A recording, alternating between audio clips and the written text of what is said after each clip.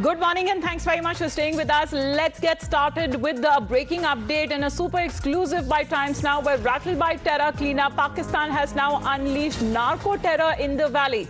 Where Times Now has accessed exclusive details of a new terror module, where Pakistan seems to be using drug money to fuel terror in a sinister new design by funding fake journalists in the valley. Now, these journalists, what is being said, were paid to glorify terrorists and also to brainwash the youth of the valley. The fake journalists were paid to portray the forces and administration in a bad light.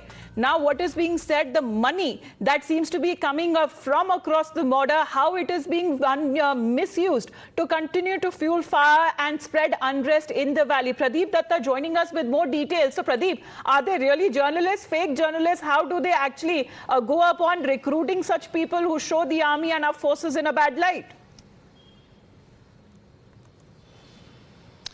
See, they can't be real journalists. Why I'm saying they are not real journalists? Because the real journalists never ever manufacture news, because they break news, they don't make news. And here in this case, what exactly is happening, that the drug money is being given to these journalists who are not only trying to portray and project India in bad light, also Union Territory Administration in bad light, but also demonize security forces. They try to glorify terror-related activities. They try to glorify those jihadis, and in the process, what they are trying to do, they are using these youngsters as cannon fodder. In fact, brainwashing and indoctrinating their mind and getting them lured to the gun culture and gun violence. That's what these journalists are doing. How we came to know about this thing? This was an investigation conducted by the State Investigation Agency. They were looking into the Hawala case, and during the process, they conducted raid at several places in Baramulla district, which included Nambla, Uri, and Baramulla town. And during that raid, they were able to recover an intimidating document through those document and evidence which the State Investigation Agency has collected. What they came to know, that drugs were being sent from across the border. Whatever money was generated, that money was used to fuel terror.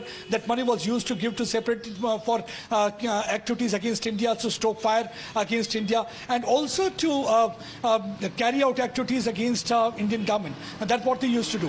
And the part of the money was also going, this drug money was also being provided to some of the journalists. They were asked to use the social media space. That means social media space was used to occupy mind space of young Kashmiris so that they can be used as cannon fodder. And vicious cycle of violence continues, and that is really going to help them. And that's one of the reasons that how this money was given to them. They were asked to do one thing. They were asked to unleash fake narrative. They were asked to portray government in bad light, portray security forces in bad light, demonize them, try to project that all the atrocities are being committed. And that way they were trying to build a narrative before the international community also. See, so atrocities are being committed by security forces so that they can generate a kind of a sympathy in the international community also. That's how they had been doing. And I think now this is for the world community to see how actually from the breaking news to making news, how they're manufacturing lies, how they're faking everything so that they can project and portray a government in bad light. The reality is that people of Kashmir Valley, why the Pakistan is doing.